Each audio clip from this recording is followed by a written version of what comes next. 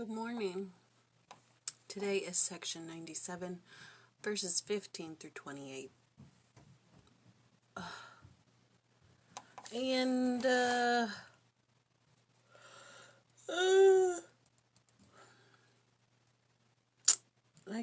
it talks about Zion and what Zion is, where Zion is, who Zion is, things of that nature.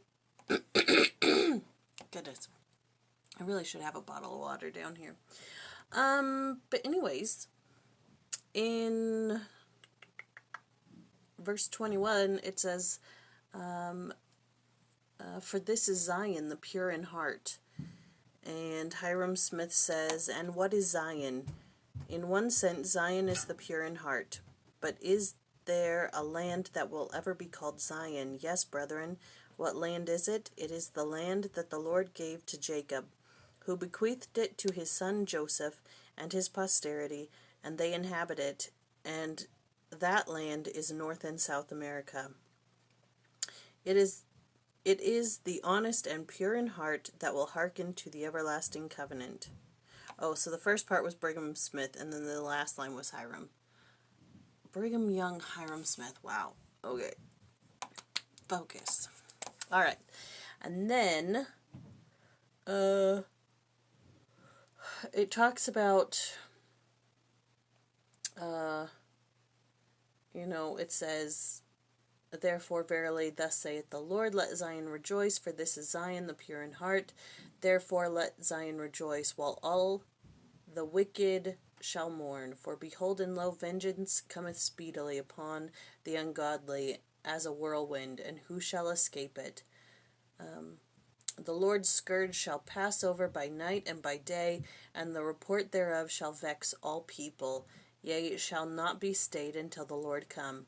For the indignation of the Lord is kindled against their abominations and all their wicked works.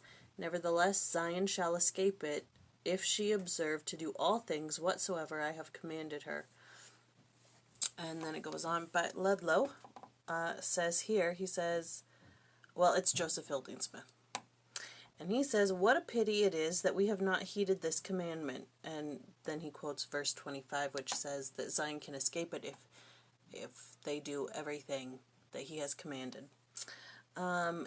Heeding it is our safety, and while we may be preserved from many of the calamities, yet the promise is made that if we observe not to do the things the Lord has commanded us, Zion, who should be the pure in heart, shall be visited with sore afflictions, pestilence, plague, sword, vengeance, and devouring fire.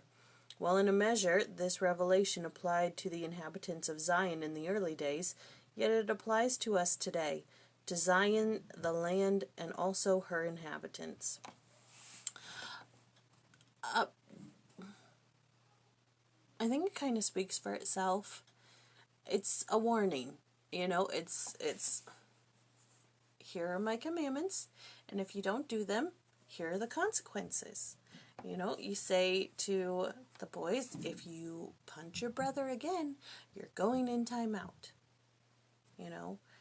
You say the commandment, do not hit, and then you give the consequence, timeout. Don't break daddy's tools, or I'm taking away your toys. The Lord is doing the same thing. We know the rules. We know the consequences of breaking them. Yet, as mortals, we continue to break them. It is human nature, I suppose. Breaking ourselves against the commandments, as somebody said in the podcast. All right.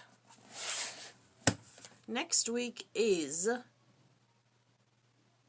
98 through 101. Looks like I broke it up interestingly. All right. Well, we'll see how it goes. Talk to you later.